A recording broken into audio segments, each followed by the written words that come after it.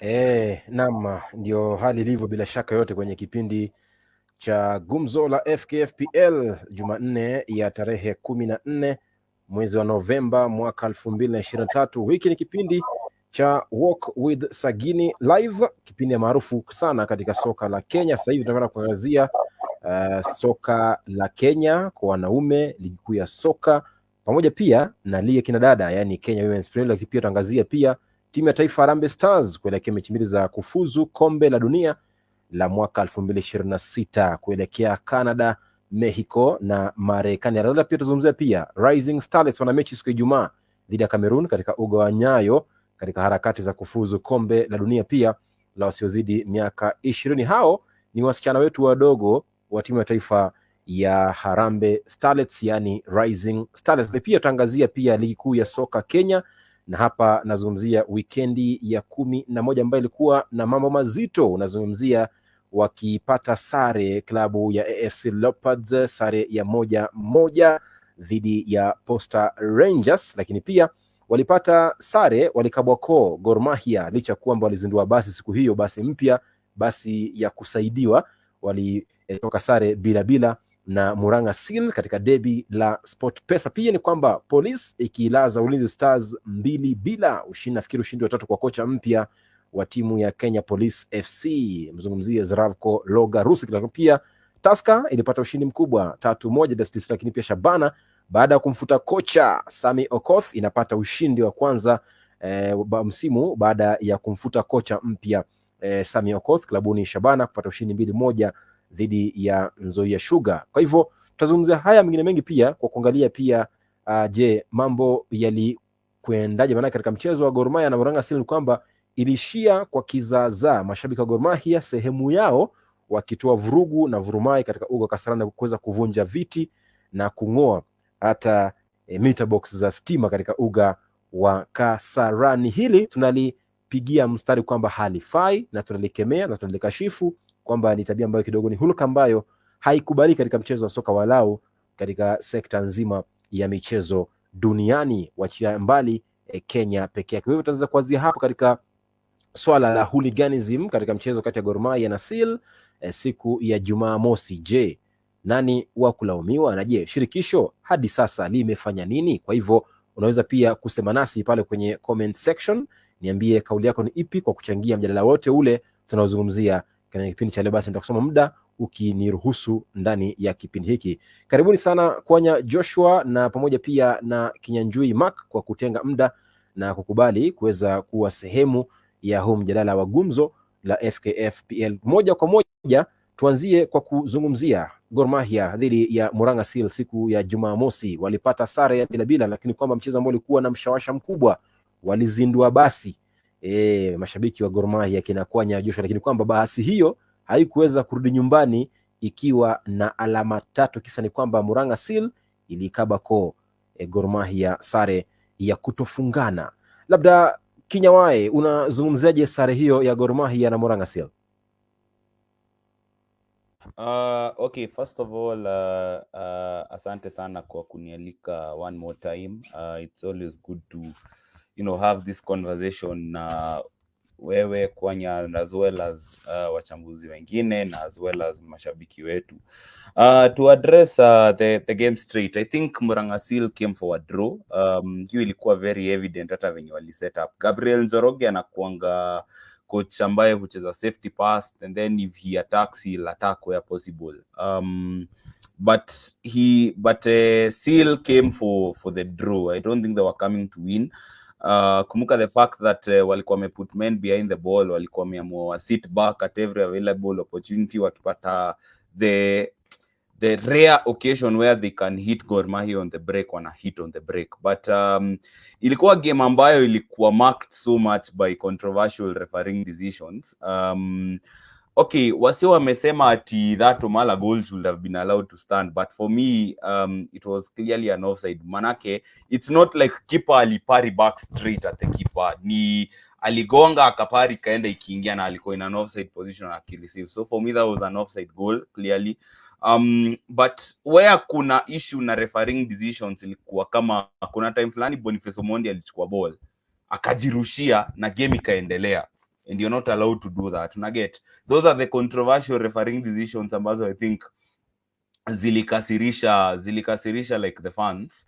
And then full time, of course, hizo shenanigans zote zikazua, and then before long, you know, tear gas imeanza kuwa exchanged ndani ya study, tunakunya tear gas in front of cameras, kwa sababu pia mimi nilirecord na nikapost pale Twitter. And then from there tukaona damage mingi sana imekuwa cost. Entrance ya Kasarani Stadium, mafans walivunja hizo vioo.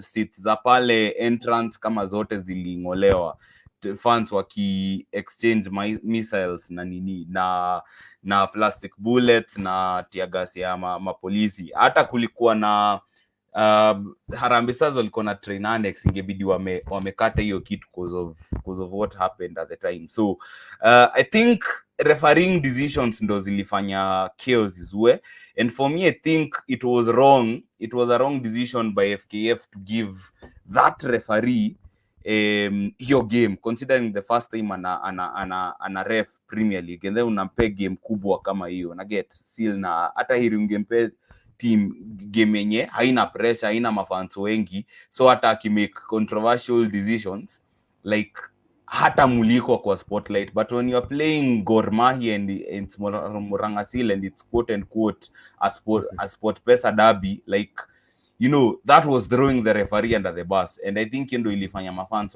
wakasirike. But overall I thought Gor Mahia the superior side, and wataskia vibaya the fact that wao walitoka na a point. I think they should have gone with all 3 points, and Morangasil held their nerve by the keeper waliokolea sana, and they, in my opinion, I thought they were very fortunate to get a point based on the balance of play.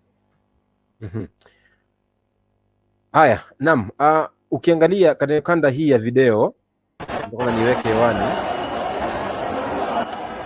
Haya, ndio kanda ya video ambayo ilishuhudiwa katika uwanja wa Kasarani siku ya Jumamosi, bwana Kwanya.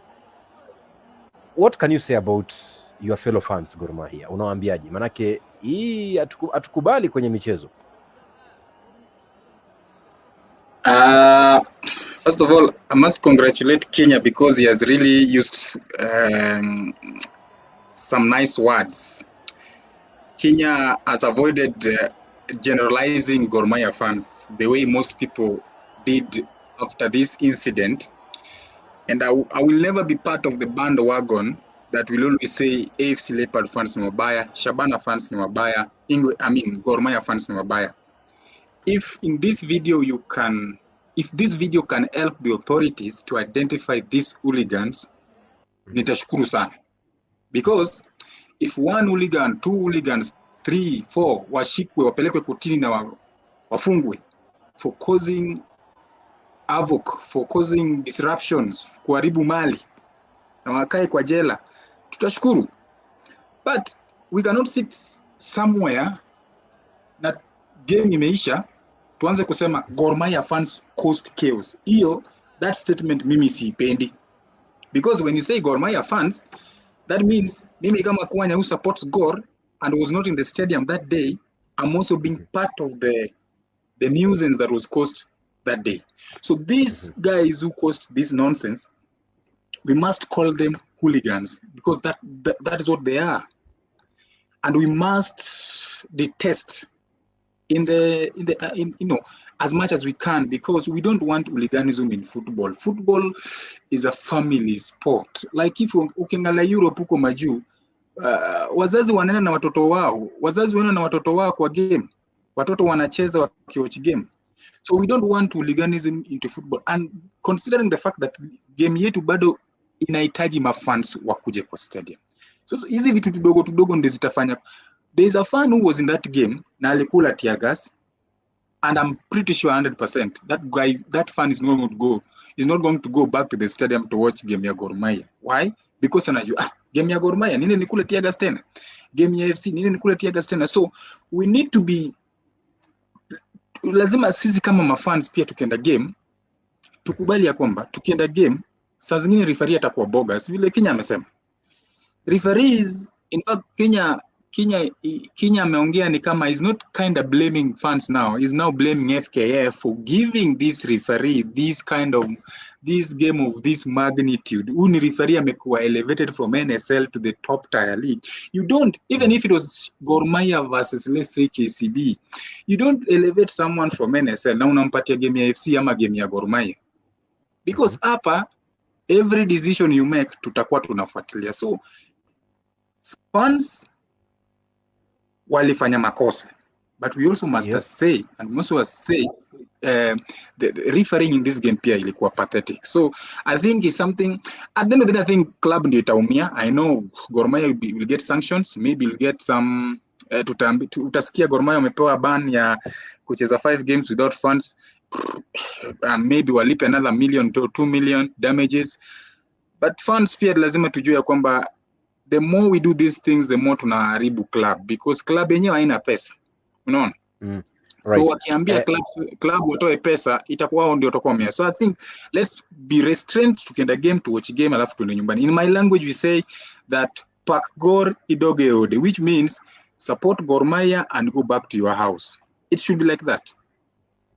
Okay, so Kwanya, what you're saying or what you're trying to say is that the refereeing or officiating issue, does it guarantee you now, or does it guarantee any fan to behave the way they behaved? Because either the referee was professional or not professional, he is a federation official. So this does not guarantee anyone to try and misbehave on the pitch. So you should not quote that as a reason, but let's not try to make it as a reason. I agree with you 100%. I agree that referees' poor decision should not, anger me to go and tuanze kuharibu mali. But we also have to say football is an emotional sport. Football is all about emotions. Na emotions, ukiona referee ana make mistakes, silly mistakes on the pitch, emotions zangu as a human being zitapanda. So you are not going to blame someone for having expressed their emotions, but hizi emotion ndio tuzi express in a way. Saa zingine unaweza express emotions zako za kurusha mkono hivi vile wanafanyanga huko majuu, even booing the referee like that, hivyo ndio wanafanya majuu. But let's not show our emotions, or let's not express our emotions by what? By kuharibu mali. That's not what we are supporting. Emotions can be expressed by booing. Huko majuu tunaonanga player kama juzi, I think let's say Sterling ameenda kucheza against Manchester City at Manchester City Stadium. Fans will boo him because he's a former player at that place. Maybe fans will express their emotions. We no longer want you here. Even referee akifanya mistake, mtu kama Anthony Taylor has been on the limelight. Fans will boo him in anything he does. So I think fans will always express their emotions. Mali nakosana na fellow fans, and this could be Shabana fans, Gor Mahia fans, AFC Leopard fans, Muranga Seal fans. Mali tunatofautiana ni tusiharibu mali. That's the only place, but emotions can be expressed. All right, Kinyanjui, as we come to a close whereby tunahitaji sasa tuweze kuona shirikisho litachukua hatua gani. In the past tumezoea kuona shirikisho likisema kwamba kwanza mwanzo msimu huu shirikisho lishatoa onyo kwa Shabana FC baada ya kuzua rabsha katika mchezo wao dhidi ya Tusker, na walitoa onyo kwamba tumewaonya, ni mara ya kwanza tumewaonya, kwa hivyo chungeni tuseme tukawaadhibu. Lakini kwa Muhoroni tuliona wakitoa adhabu kali baada ya benchi lao la ufundi kushambulia kocha wa timu ya KCB.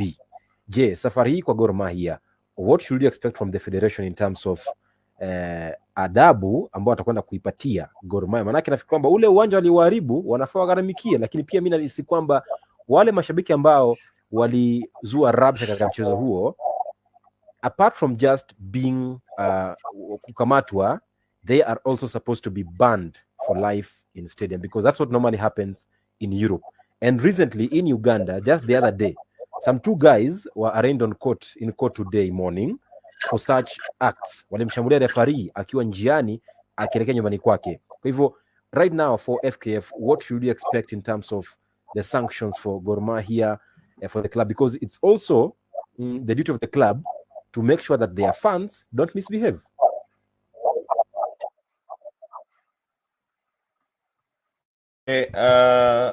What needs to happen ni ati first of all, of course, a hefty fine ni non-negotiable. Manake, like, the damage they caused wasn't right at the end of the day. Kwa sababu these few fans ambao walirenew in court, in fact hata I don't think banning them from the stadium is enough, because Kenya hatufuatiliangi hizi vitu, mtu ata sneak tu, as in it happens all the time. Hao watu ni negligent. I think hao watu inafaa wafungwe jela ndo itawafunza adabu, kwa sababu that is the only way unaweza funza wase adabu in terms of Kenya. Arraign them in court, wape sentence ya imprisonment for, you know, cause fan violence, kuprovoke ma polisi. I'm not a lawyer myself, but I can tell you already hapa kuna kama like 4 or 5 criminal offenses zenye wamecommit. Ume assault police officer, umeenda kuassault mareferee, civilians, ume cause damage, umevunja nini ma seats, hiyo ni nyingine, hiyo ni ya 3. Like you see, unaweza pata kuna like 5 different cases hapo already that these guys have to answer for. Manake unajua ma lawyers unapatanga wamekupeleka jela for, I mean wamekupeleka kotini for all those acts. But also as a club itself, I think our watu wanna put image ya Gor Mahia fans in wrong esteem, because inafanya wase wafikiri all Gor Mahia fans are like that. Time nilitweet, niliona comments, kila mtu anasema Gor Mahia fans are always like that. Gor Mahia, hata coach wa Seal mwenyewe amesema Gor Mahia fans wanakuanga hivyo. And that is because of a reputation that has been created by a few guys that have made the whole fan basic wao ni rowdy, wao ni watu cause damage if things don't go their way, this and that, unaget. So I think of course the whole fan base has to be punished because of them. I'm not saying that all of them are at fault, but inafaa wakuwe banned from Konda Stadium for at least 3 or 4 games. That's for a start. Yeah. Club ilipay hefty fine, manake some of your fans, regardless of the fact that it's some, not all, bado ni Gor Mahia yote ndo inakashifiwa, si hao mafan specific. Hatujui ni nani specific, si tunajua ni Gor fans, unaget, at the end of the day. So I think club itaenda, lazima iende punished, and me feel like for the whole fan base, at least wasiende games 2 ama 3 ndo walana adabu, ndo wakirudi next time, like ukiona your fellow fan anaenda kukos vurugu, wewe umpanish wewe mwenyewe, kwa sababu anafanya ukuwe punished uendi game juu ya mtu fulani alifanya kitu andis mbaya, unaget. That's what needs to happen. But for these specific culprits, inafaa wafungwe jela. I think in fact hata jela si enough. Okay, wacha tuseme tu jela ni enough. Wasitoke kotini free, ama watoe inaitwa aje, ama kama wanalipa cash bail wasote kabisa, manake ndo wasiwaifanye hivyo tena, wasikii uchu. That's what needs to be right. Ni kwamba katika chati za ufungaji bora msimu huu katika ligi ya soka ya Kenya ni kwamba anaongoza Benson Omala wa Gor Mahia na magoli 7, Moses Shuma wa Homeboys pia na magoli 5, pamoja pia na Derek Simbambi wa Bandari FC magoli 5. Lakini kwenye chati za walinda lango bora anaongoza goalkeeper wa Posta Rangers akiwa na clean sheet 7, Kevin Omoda Gor Mahia clean sheet 7 pia, lakini pia Boniface Munyasa clean sheet 6 akitokea klabu ya Limbukeni. Yani hawa ni wageni kwenye ligi msimu huu kutokea NSL. Murang'a Seal, Boniface Munyasa akiwa na 6 clean sheets. What a season, what a form they are having so far, Murang'a Seal in the season. Lakini pia tunazungumzia pia ushindi mkubwa, klabu kubwa, timu iliyobarikiwa Shabana FC walipata ushindi wa 2-1 dhidi ya Nzoia Sugar baada ya kumtimua kocha Sami Okoth wikendi ya 10 ya ligi kuu ya soka Kenya. Hii ni baada ya kocha huyo kusema amejiuzulu mara 1 na mara 2. Je, kocha ndiye alikuwa shida klabuni Bandari FC, klabuni Shabana FC, ama kawaida timu inapomfuta kocha mechi ya kwanza huwa anapata ushindi? Je, ni falsafa ama ni kocha alikuwa ni shida Kwanya? Siwezi sema kocha ndiye alikuwa shida ama ni nini, but I think umesema something that whenever a club sacks a coach and the next coach that comes in, they kind of start getting results. This is something that even happening in Europe. As a Chelsea fan, is something I've seen. There was a period that Chelsea used to sack managers, and when a subsequent one comes in, Chelsea could get results. So I think for Shabana Torebobe kupata result 2-1 win, I think that was a boost for them. Now that going into the next game and of course this is Nzoia Sugar. I think they beat Nzoia Sugar. This is a team that was doing so well last season. This season, having sold so many players, wakaanza kuwa chini. Looking at that table as you've shown, Nzoia Sugar sahi wako number 16. So I think Shabana, they can build on this. Going into the next game, they can build on this to get 3 points so that wapande hiyo league. And as I've been saying here, Shabana is not there to win the league this season. They're not there to finish in the top 4 this season. They're not there to finish in the top 10. Personally, I think Shabana should work as much as possible. Wamalize hapo 14, 13, 12.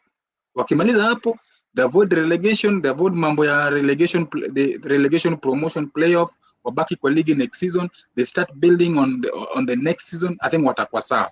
But if they are going to put pressure on themselves, mambo ya even if the new manager the new coach sahi pengine results zianze kuenda south for him, waanze kufikiria kuleta another one, I think watakuwa na shida sana. So for me as a fan, I'd be so happy to see Shabana in the league, in as much as I don't know why you are calling them team kubwa. They have won nothing. Fans wao tu wanapiga kelele. So you can never rate Shabana where Gor Mahia fan is speaking. You can never put them where AFC fan is speaking, despite the fact that AFC walishinda league last time in 1998. So I'll be so happy to see Shabana in the league next season. I'll be so happy. I'm very happy to see Muranga still doing well in the leagues this season, because as one of the promoted club going toe to toe with the Gor Mahia, wanaenda unyo kwa unyo with Gor Mahia. I think they're doing well despite the fact that league ndio ibadi imeanza. So Shabana wangangane sana wabaki kwa league. Mafans wa Shabana reduce the expectations tupeleke chini expectations, to support two team vile tuna supporting team, tuende study, hata kama tunapigwa tuende to study, watch the game. I want to see, because under Sami I could not tell the style of football they walikuwa wanacheza. I want to see maybe next few games, I want to see ni style gani wanacheza, because AFC under Osems you could see some kind of football they were playing. Gor Mahia under McKinstry, they are not playing long balls. Wanataka kwanza build up from the back, and I think that's one of the reasons why Kevin Omondi is the goalkeeper, because wanataka kwanza kucheza from the back. So I want to see in the next couple of games, or few games coming for Shabana, nitaenda one of their games nione wanacheza mpira gani, and is it sustainable football that can help them get results. Naam, Kinyawai, unafikiri ushindi huo, how will it help Shabana to now try and rebuild and now start charging forward from there, as Kwanya is saying?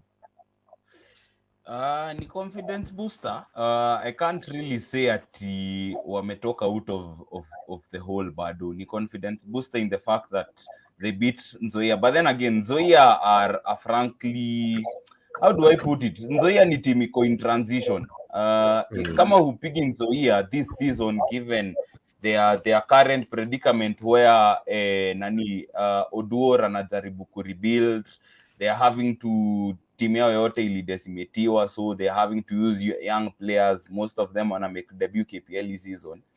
Na hauja manage kuwapiga, I think you have a problem, kwa sababu Nzoia, in all honesty, with all respect to them, they're in a state where they need to seriously rebuild for obvious reasons. So I think it's going to be a confidence booster for them, but tungoje tuone who they will appoint. Manake whoever they will appoint is the one who atafanya tujue what they have to do. Manake most of the Shabana players ni hawana, like, I don't think they are good enough for Premier League football, in my opinion. This is just my opinion. I might be wrong. Manake most of them, unajua Premier League ni different from NSL. Premier League tactically ni different, and kuna different, like, levels tu ni different. Like I've been speaking to some of the players wananiambia hivyo, level ya Premier League ni different. Unaweza ona as much as league yetu iko juu, make step up from NSL to Premier League like and most of you mumezoea kucheza lower divisions before. I think it will affect you in the long run. So tungoje tuone what ni coach gani wata appoint, and then from there we'll be able to see where this coach can take them. Manake right now hatuwezi tumia win moja to make conclusions. Yes, it will be a confidence booster, but we need to give them 2, 3, 4 more games more ndo tujue how this team is setting up, what they can do, and the potential that they have if they are to survive relegation this year. Alright, nataka tuzungumzie Harambee Stars, our beloved team. The last time I mentioned that name, our beloved team on the show, Kwanya Joshua was like, our what? And we drew with Russia. So Kwanya, once again, chunge sana maneno yako, lakini wacha nisombe nyumbe 2-3 hapa kwenye comment section. Namuona Jones Makori anasema Harambee Stars to the bank, asante kwa kuna simu refu. Alafu Musamali Luke Junior anasema hiyo ya Gor lazima FKF mulike ndani na sheria ichukue mkondo wake. Alafu cha pili, coach was not a problem in football, anything can happen anytime, ngoja the next game, those games are non-predictable, let's just wait for it. Matayo anasema Shabana, tukiachana na Bangbet tutashinda na players wakikuwa serious waache kubet.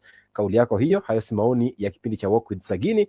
Icon na Kitare anasema Gor friendly versus Azam on Sunday, tutajua if indeed they are a big team, because wanalamba kutoka Tanzania, Dar es Salaam. Azam wao si watu kuchezea bana, wamesajili pakubwa msimu, kwa hivyo tutasubiri tuweze kuona Gor Mahia na Azam mambo yatakuwaje Jumapili katika mchezo wa kirafiki. Lakini Mutunga Edwin anasema Kwanya, you are very right, let's not destroy property in the name of emotions. Asante sana kwa hilo. Alafu Caesar anasema tupe link ya kuingia hewani, kama niyo basi niambie nitakupa uweze kuingia. Asante. Alafu Icon na Kitare anasema hata tusipoenda tutashinda, najua we ni fan wa MSIL. Okay, asante kwa hilo. Alafu namuona hapa Juventus Juninho anasema Muranga Seal wamejaribu sana kwa hilo. Alafu Bishop Omlupi anasema hawa watu huona KPL kweli, saying that Shabana players hawana experience ya KPL na vile walisign players wazuri. Okay, ni kauli ya kila mtu ana kauli yake, na maoni ya mtu siku zote huwa tunaheshimu. Kwa hivyo kila mtu anakuwa na kauli yake, kwa hivyo ni kauli ya mtu binafsi, si kwamba ni ukweli, lakini ni kauli ya mtu binafsi kwamba anahisi kwamba labda kidogo wachezaji wa Shabana wengi hawana Premier League experience. Lakini pia Icon na Kitara sema nice show guys. Now let's switch on gears, tuangazie timu ya taifa, our beloved national team, Harambee Stars, timu iliyobarikiwa, timu inayopendwa na wengi, timu kubwa duniani, Harambee Stars. Manake wamesafiri leo kuelekea Gabon kucheza mchezo wa kufuzu kombe la dunia. Lakini kabla hapo ni kufahamisha, manake pia katika ligi ya wanawake nchini Kenya ili kuwepo weekend hii, na kwenye fungaji bora wa machati za magoli anaongoza strike kama winger wa timu ya Viga Queens, Janet Bundi Mora kutoka Nyamira County, magoli 5 na penalty 1. Lakini pia kwamba ukiangalia katika chati za jedwali ni kwamba Viga Queens imefungua pengo la alama 5 kati yao na nafasi ya pili Ulinzi Starlets, wakati kwamba Viga Queens wao pamoja na Kenya Police Bullets pamoja pia na Soka Assassins ndio pekee timu tatu ambazo zinashikilia kutofungwa mechi yote hadi sasa. Yani all those 3 teams, they are the only unbeaten clubs I think in the whole world, because in France, Bundesliga, England, all teams are beaten. So I think these 3 kidogo ndio pekee ambao hawajapigwa msimu huu. Lakini tuangazie Harambee Stars, mechi 2 za kufuzu kombe la dunia.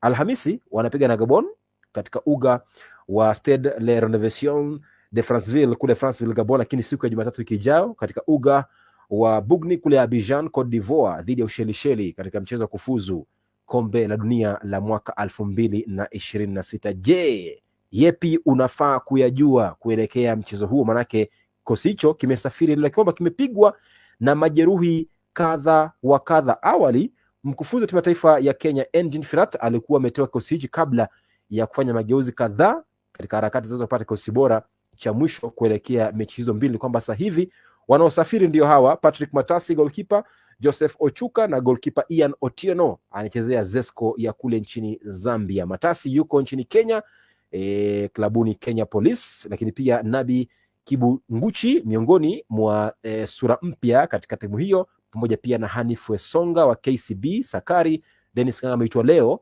kutokea klabu ya Zanaco nchini Zambia akija kujaza pengo la walioumia kwenye kikosi hicho. Johnson Omura pia yuko pale pia, pamoja pia na Abud Omar wa Kenya Police, Amos Nondi na Eric Marcelo Ouma ambaye awali alikisiwa kuwa huenda alikuwa na jeraha, lakini kwamba amesafiri na kikosi hicho kuelekea Gabon. Kwenye vingo kati namuona Ayub Masika ambaye alisema kwamba he is a long term injury. Yesterday in the press conference, Firat said Ayub Masika Timbe was a long term injury, but today I'm seeing him in the traveling squad alongside Alvin Scriven, Duke Abuya, Runi Onyango, Duncan Otieno, Richard Odada, Kenneth Muguna, Anthony Teddy Agei Akumu, Timothy Ouma na Eric Johana. Washambulizi watatu kwa mara ya kwanza nasafiri Benson Omala, kwa hivyo tukamuona akicheza katika mechi hizi mbili. Masudi Juma mmoja pia na nahodha Michael Ogada Olunga. Now, Kwanya, Joshua na Kinyanjui. First of all, the coach yesterday in the press conference alitoa squad update. Akasema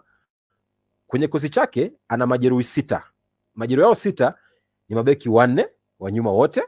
Zungumzia Brian Mandela, zungumzia Eric Marcelo Ouma, zungumzia Joseph Okumu, zungumzia nani mwingine tena, Daniel Anyembe, goalkeeper Brian Odhiambo pamoja pia na Ayub Timbe. Lakini kwa leo tunamuona Eric Marcelo Ouma na pia namuona Ayub Timbe wapo kwenye kikosi kinachosafiri leo kuelekea Gabon. In one way or the other, I think Firat was he trying to play mind games to ask Kinyanjui? Okay, yeah, partly you might say ni mind games, manake tulikuwa na wewe kwa hiyo presa na alikuwa anasema okay, Gabon wame appoint a new coach and he doesn't know how he sets up the team. So maybe for him it was a case of anataka media waandike certain things ndo Gabon wakisoma wafikiri hawako. Naget, maybe that was the thinking. But then again, I watched hiyo game ya PSG na Reims na si uongo.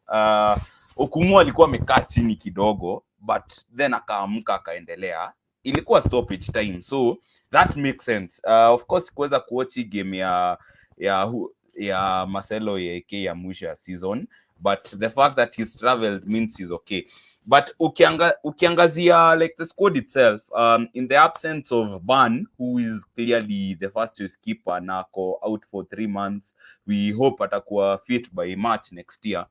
I'm guessing Matasi will probably get the nod. Manake is the most experienced na alicheza ile game ya Russia. And then at right back probably Amos Nondi ndo atapewa nod, as well as tutaona maybe Omuru na Okumu of course watacheza alongside Eric Ouma. I think that is the thinking.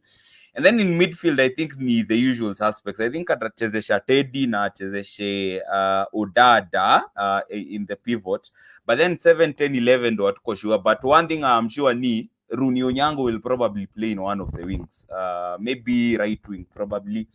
Left wing hatuko sure, manake maybe anaweza chezesha Eric Johana pale. Alikuwa amesifia Johana akisema ati he can shoot from the outside.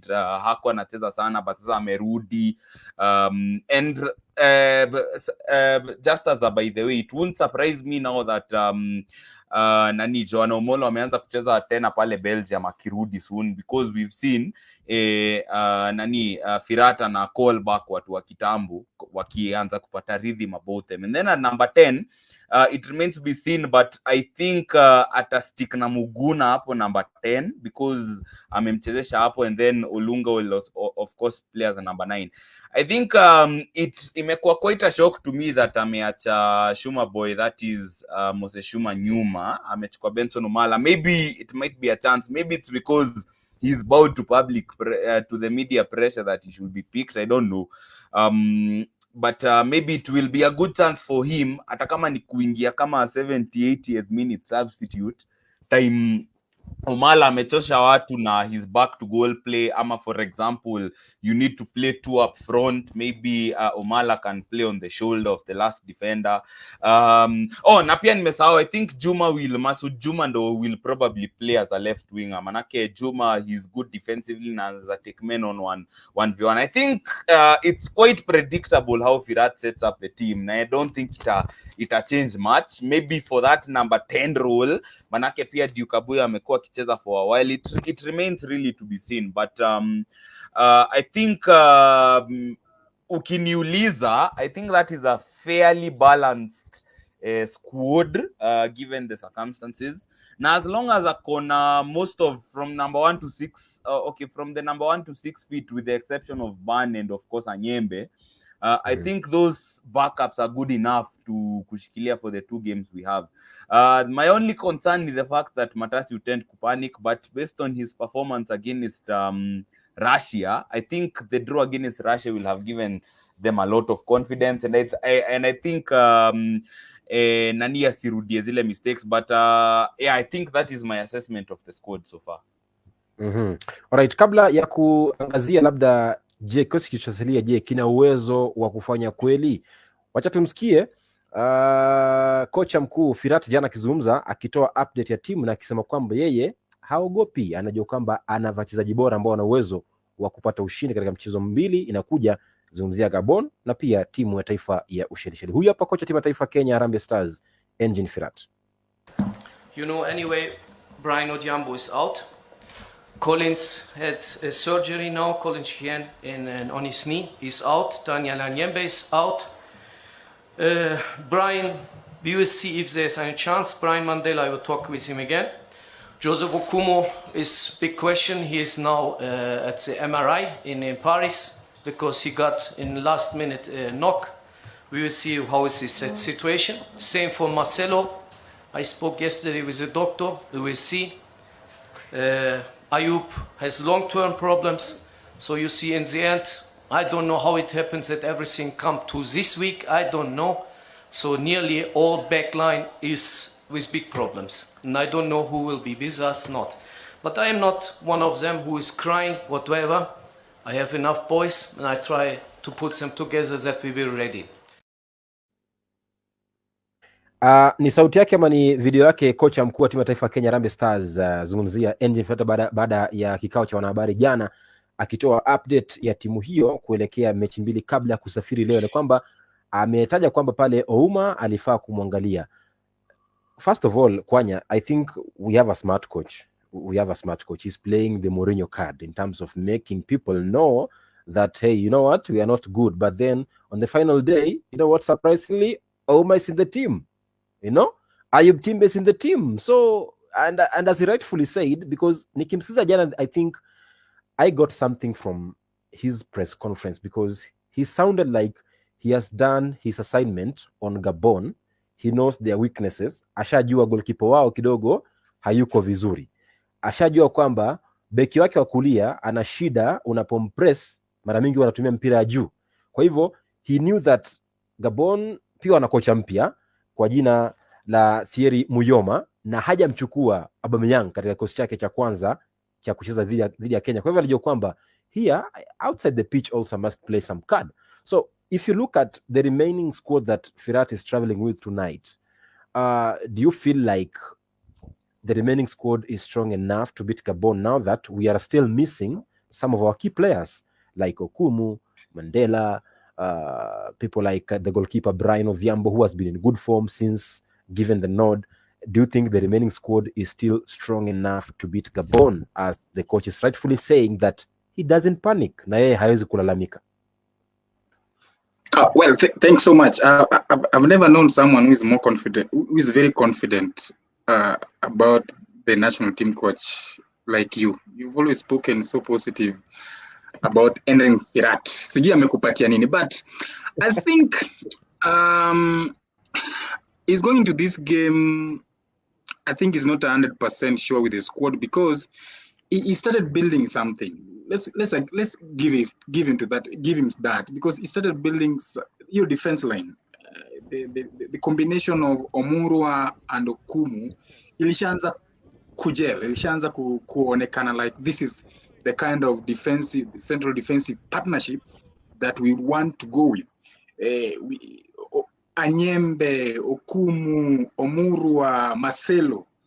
Basically, that was our backline. But now going into these two games with two guys, those two guys, Anyembe and of course Okumu out, I think coach cannot tell us, but I think inamsumbua kiumbali. So I think as patriots, we are being reminded that we need to support the national team on every occasion, hata kama pengine we know very well that results might not be on our side. We know Harambee Stars have not been doing well away. And now we are playing 2 games on the bounce away. So I think if we can get a draw in Gabon, I think that will be a positive result for us. And I think many shows ago on this show niliwaambia kwamba if we can take charge of our games at home, the 4 games tutacheza nyumbani, Burundi here, Ivory Coast here, Ushelisheli here, and of course Gabon here, those 12 points, if we can get them here, then I think we might start thinking of qualification. Let's not aim so high of winning away, lakini sasa nyumbani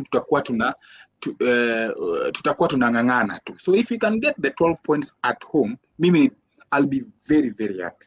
So going to Libreville is it Libreville ama what? The capital city of Gabon. If we get a draw there, it's good for us. It's good for us.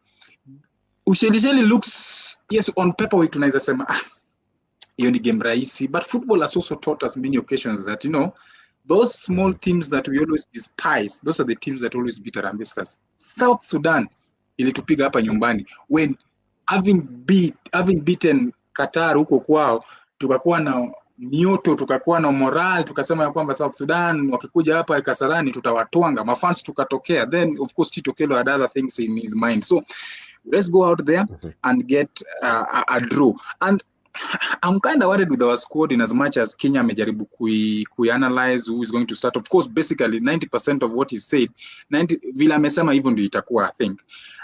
But I'm worried. We really lack creative players. We really lack the number 8, the number 9, you know, the Gerrard, Lampard kind of players who can pull the strings and, you know, create goals for the striker. Sometimes we blame Olunga for not scoring goals, maybe because we don't have someone who feeds him.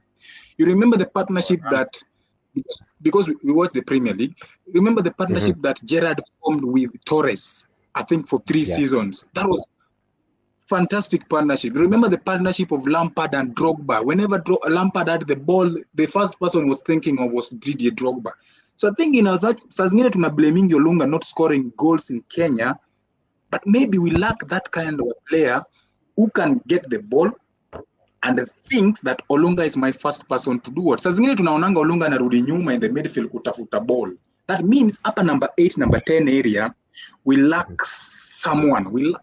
I think we lack someone who can pull those strings, who can create those chances for our striker to score goals. Even if we bring Omala, we bring Shuma, we bring who, and we don't have someone who feeds them, I think bado tutakuwa tuna blame to our striker. So I think, because ukiangalia sahi team, we have Odada, we have Duncan Otieno who plays in, I think, Botswana. Duncan Otieno, I think, alikuwa former AFC captain.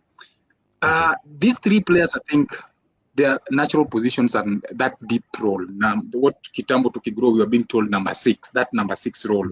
So if you have these 3 players as number 6, number 8 ni nani, number 10 ni nani, because we need this number 8, we need this number 10 to create chances for our strikers to score goals. But as a patriot, you can always be optimistic that tukienda huko, me personally,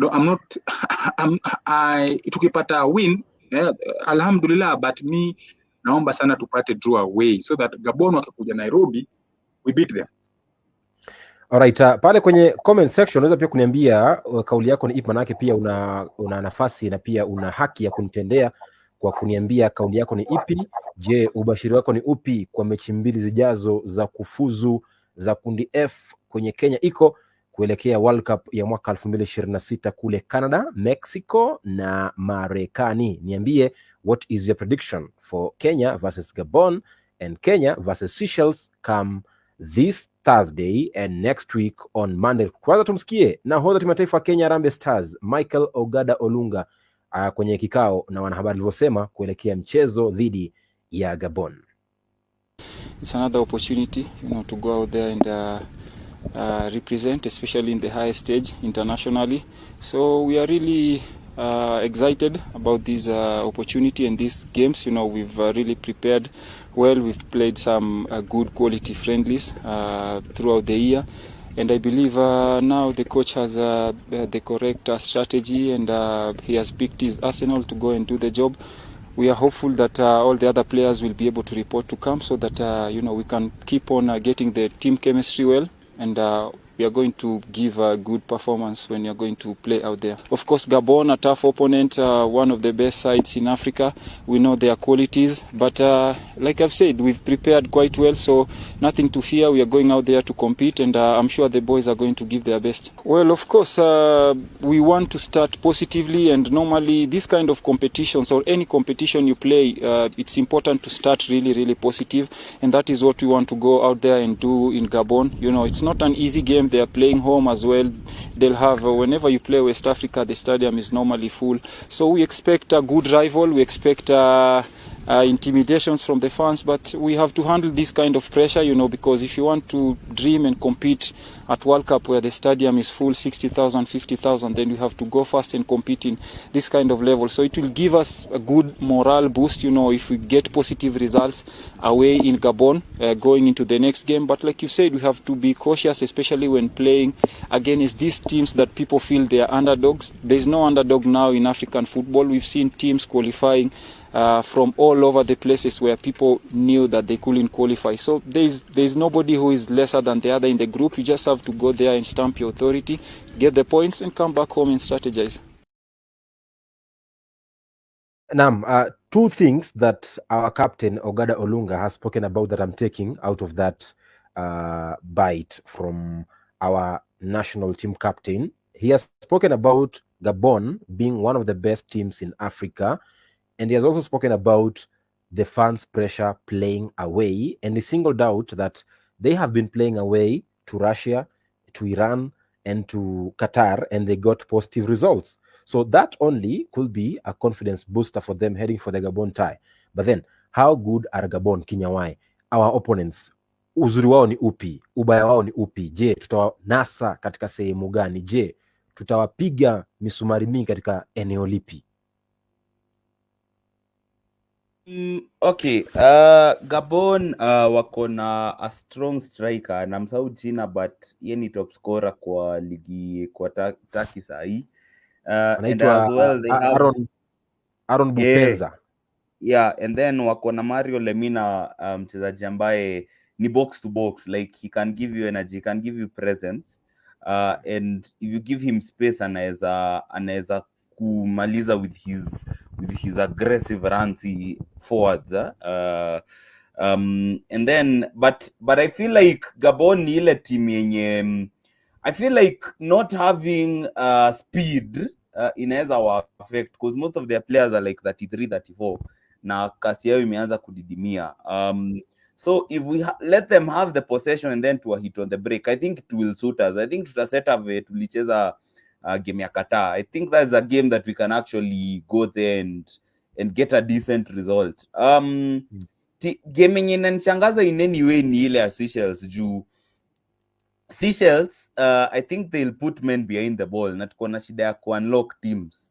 Hatuna creative player kama venye nani amesema. I think that is the game that could likely give us a bigger challenge kushinda Gabon in any way.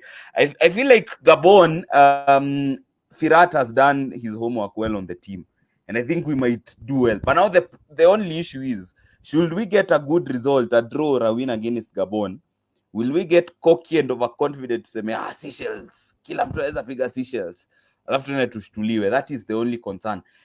I won't be shocked, by the way, if we get a positive result against Gabon and then Seychelles itulete mambo yake, because that is so classic Harambee Stars. What's positive result? Nasema I will not be surprised if we beat Gabon and then tukue underwhelming against Seychelles, because that is so Harambee Stars. Utashtuka Seychelles wametupiga moja ama mbili kama vile tuliona na Comoros. It happens. Tuliona, it has always happened. Angalia hata ile qualifiers za 2022 AFCON, 2021 AFCON. That is the exact thing that happened where we were unlucky not to beat Egypt. Juu tulienda Egypt tukawaleta hata karibu tuwashine, and then pia Kasarani the same thing. And then team who expect kama Comoros tuka draw huku and then kwa wakatupiga 2-1. You know, it happens to Harambee Stars. Sijuangi shida ni kama kuwa cocky and overconfident, but it's both that and also the fact that hatuna players wanaweza unlock hizi teams to put men behind the ball. So I think against Gabon we might actually do well. We might actually draw and lose and win. And then Seychelles, I just hope that the result that we'll get, assuming it's a positive one, will not make them arrogant and overconfident and cocky and then end the Seychelles and then quite underwhelming. But personally, I think if we can get at least 4 points from the first 2 games, I think we should consider it a step in the right direction. Aha, all right. Unajua bwana mwenzangu Kwanya Joshua, yesterday in the press conference, our coach Engin Firat alichambua timu ya taifa ya Gabon akasema kwamba kidogo wako vizuri, na alisema kwamba they have a number of top scorers in their squad, the likes of Dennis Bwanga, who is a top scorer in the MLS, as Kinya said, Aaron Bupenza, top scorer in Turkey, then Mario Lemina, Premier League experience with Wolves. They have a right back who plays for Serie A and some center backs who are playing in the Serie A. Then akasema goalkeeper wao kidogo is the point of weakness because he lacks some experience. I think he meant Junior Nubi, who will be playing his second cap. He plays for Vence in France, and also second goalkeeper Jean-Noel Amonome, who will be playing in his 15th cap. He plays for Utongadi in South Africa, 25 years of age. Joel Noel Omanome and Junior Nubi, 24 years of age, playing in Vence in Ligue 1 France. Now, ukiangalia Gabon na timu ya taifa ya Ushelisheli, what do you make of our opponents? How good are they? And what are some of their weaknesses? Ukisikiza vile the captain Olunga ameongea, amesema ya kwamba Gabon are one of those best teams in Africa. I don't know, Ali base their best in terms of what, but me I will base their best in terms of if you can in qualification in Kule AFCON. I think they have many AFCON appearances than Harambee Stars. So it's one of those teams that in terms of even ranking, I think they're above us. So you see, they have also produced good players like Emre Aubameyang, who, as our fans say, is a legend there.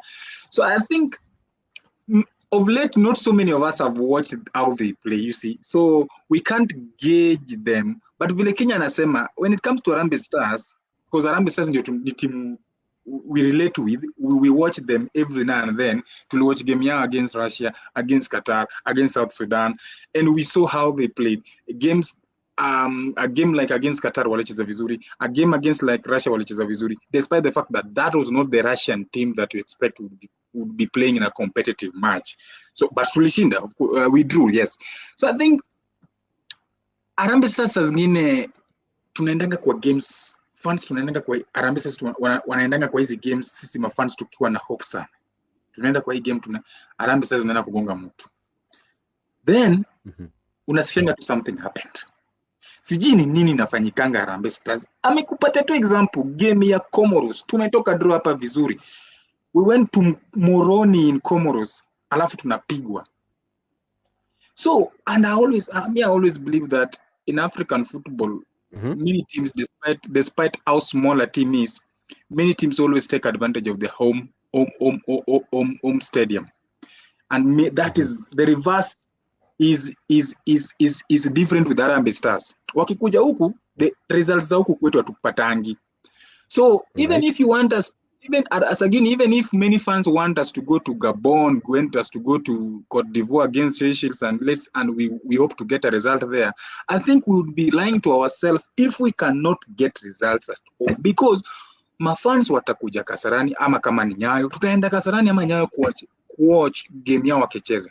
So wasingangane sana kushinda huku. Wakipata vile Kenya anasema, tukipata tutashukuru, but lazima watufurahisha. So me, I don't think Gabon as it is now is the team.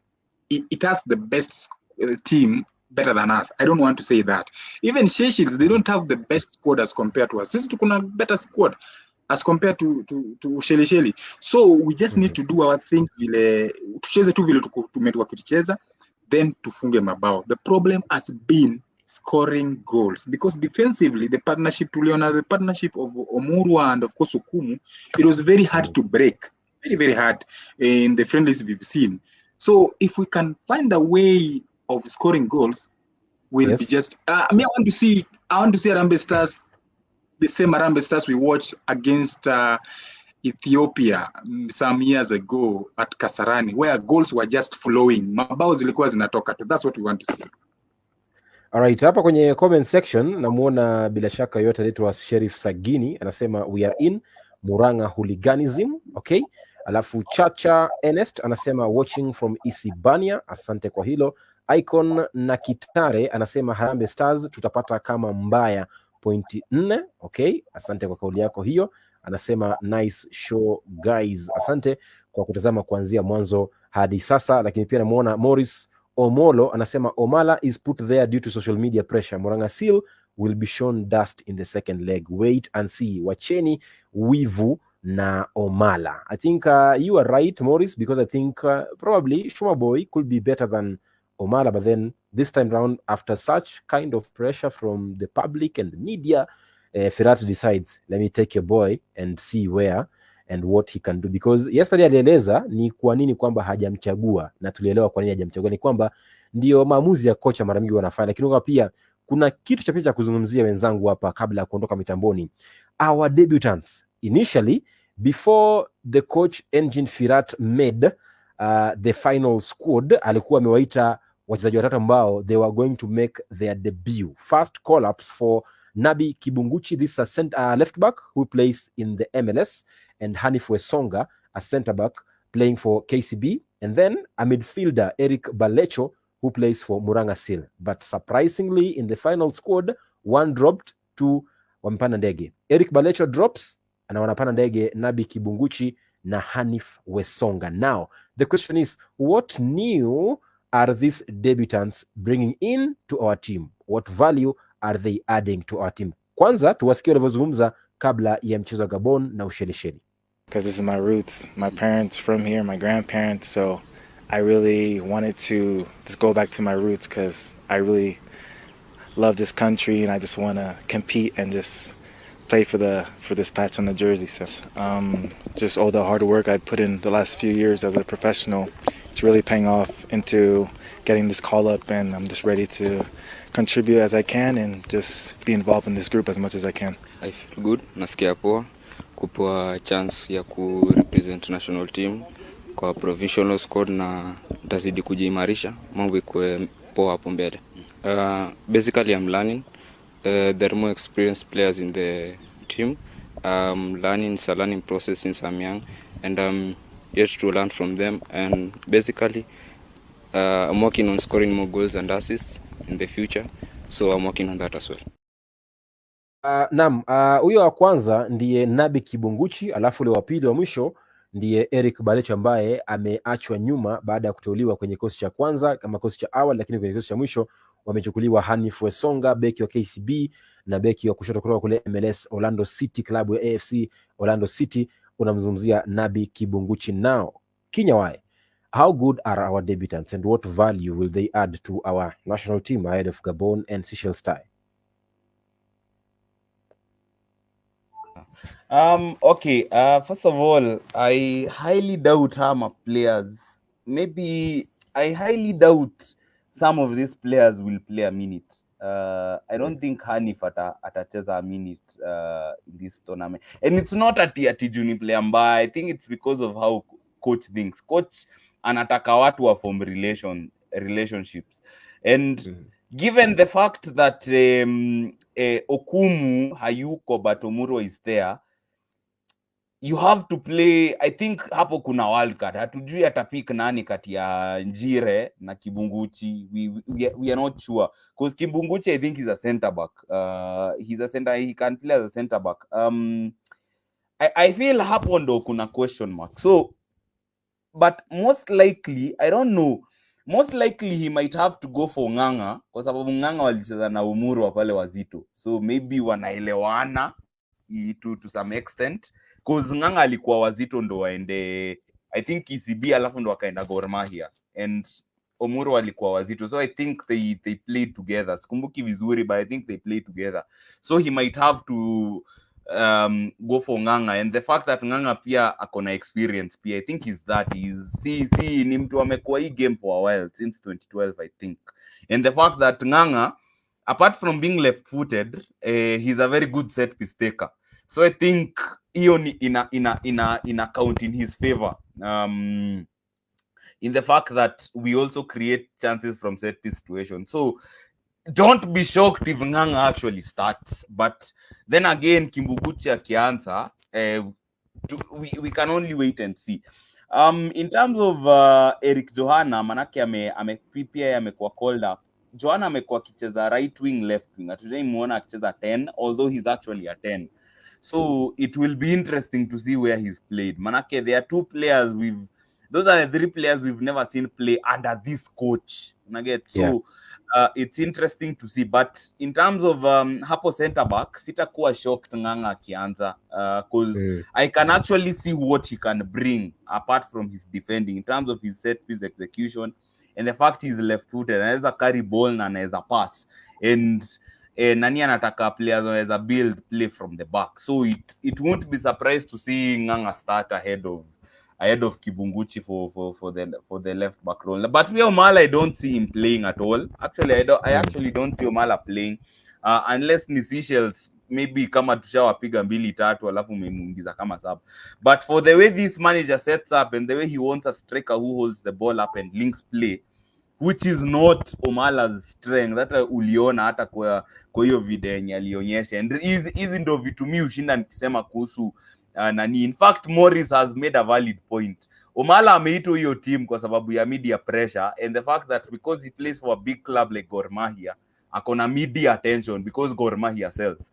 But Omala angekuwa anacheza team kama Kenya Police, ama angekuwa anacheza team kama KCB, team haina fans, watu hawangejali, because look at Machapo si or Elvis Rupia alikuwa top scorer last season, amevunja record ya Morris Alo yenye ilikuwa imekaa for over 40 years, but no one butters an eye in the fact that he wasn't called up. But Omala asipoitwa juu he plays for a big club, sijui this, sijui that, so I think he was included because of media pressure.